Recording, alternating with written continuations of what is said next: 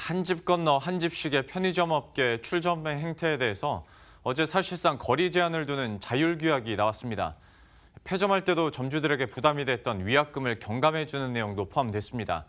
다만 이번 규약이 미봉책에 그칠 것이라는 부정적인 시선도 많은데요. 관련 내용을 산업 2부의 박동준 기자와 함께 짚어보도록 하겠습니다.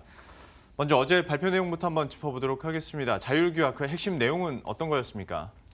네, 어제 편의점 업계가 발표한 자율규약의 골자는 신규 출점 거리 제한입니다. 기존에는 같은 브랜드 간 250m 거리 제한이 있었지만 다른 브랜드의 경우 이런 거리 제한이 없었습니다. 이 때문에 지난 2007년 1만 개였던 국내 편의점은 2012년 2만 5천 개에서 지난해는 4만 개를 돌파했습니다. 이에 대해 김상조 공정거래위원장의 말 들어보시죠.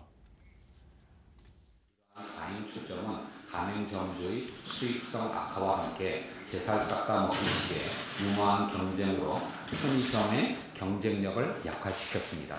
업계가 오늘 발표한 규약 내용에 과밀화를 해소하기 위한 방안들이 이번 자율규약에도 명시적인 거리 제한 기준은 없습니다. 다만 업계는 담배 소매인 지정거리나 주변 상권 등을 고려해야 한다는 업계 합의를 공정위가 승인했습니다.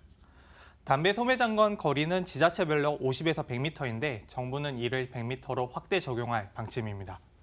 결국 업계에 100m란 묵시적인 가이드라인을 주게 된 건데요. 지난 7월 편의점 업계는 거리 제한을 80m로 합의한 명시적으로 합의한 안을 공정위에 제출했지만 이를 반려했습니다. 경쟁당국이 거리 제한 기준을 명시한 합의를 승인하면 담합을 조장해 줄 수 있다는 이유에서였습니다. 또 다른 해석도 있는데요. 지난 2000년 업계가 이미 기존 편의점에서 80m 이내는 출점을 제한하자는 합의를 했는데 이를 공정위가 담합으로 판단한 바 있습니다. 이 때문에 같은 사안에 대해 공정위가 다른 판단을 했다는 비판을 피하기 위해서 이번에 업계 자율규약이라는 점을 강조했다는 겁니다.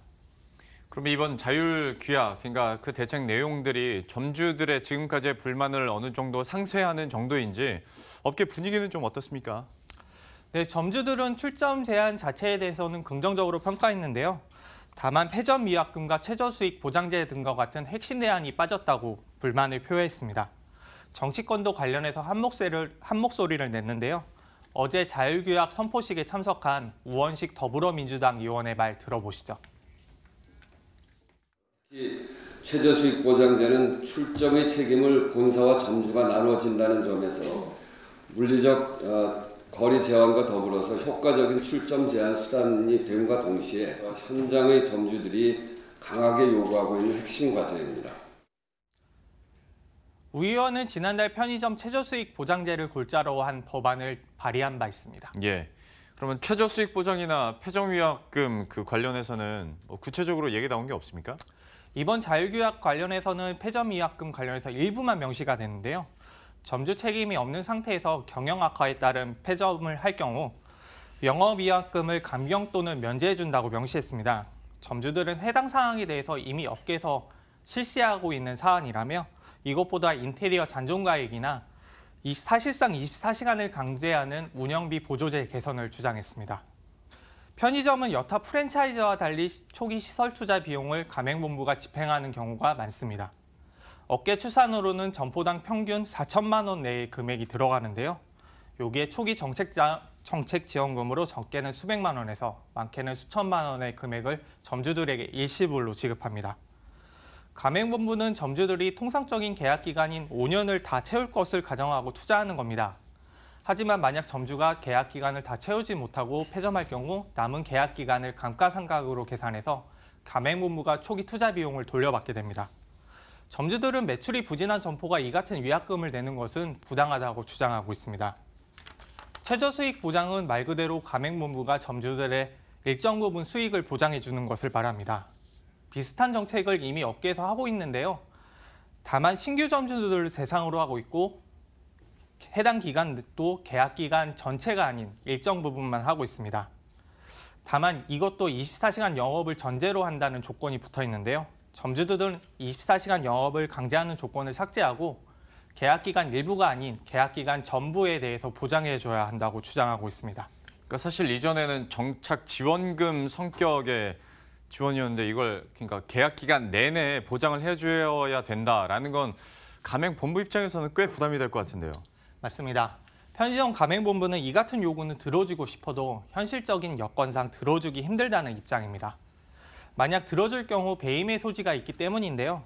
이마트 24를 제외하고 나머지 편의점 가맹본부는 본사 자금으로 초기 시설 투자 지원금을 집행합니다. 지원금은 회사별로 다르지만 이들 금액은 유형 자산으로 잡힙니다. 대손 확률이 거의 없어 자산으로 설정하고 감가상각만 하는 건데요. 하지만 만약 점주들의 요구를 들어주게 된다면 비용이 신규로 발생해 멀쩡한 회사가 적자로 전락할 수 있습니다. 예를 들어 업계 빅2인 CU와 GS25를 놓고 설명해보면 지난해 말 기준 이들 두 업체의 매장 수는 1만 2천여 개를 넘습니다. 시설 투자 비용이 인테리어 비용만 놓고 따져보면 통상 계약 기간의 5년의 중위값 2.5만만 점주들이 영업하고 폐점한다고 가정할 경우 초기 투자 비용의 4천만 원의 절반, 즉 2천만 원을 가맹본부가 점주들로부터 돌려받게 됩니다. 그런데 해당 금액을 받지 못한다고 가정하면 두 업체는 각각 연간 2,400억 원의 손실이 발생하게 됩니다.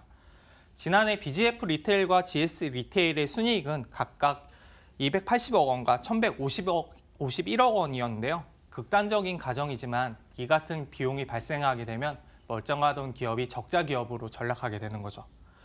이 때문에 주주들로부터 배임에 따른 소송을 당할 수 있는 위험성이 있습니다. 예, 지금까지 산업이부 박동준 기자와 함께했습니다. 잘 들었습니다.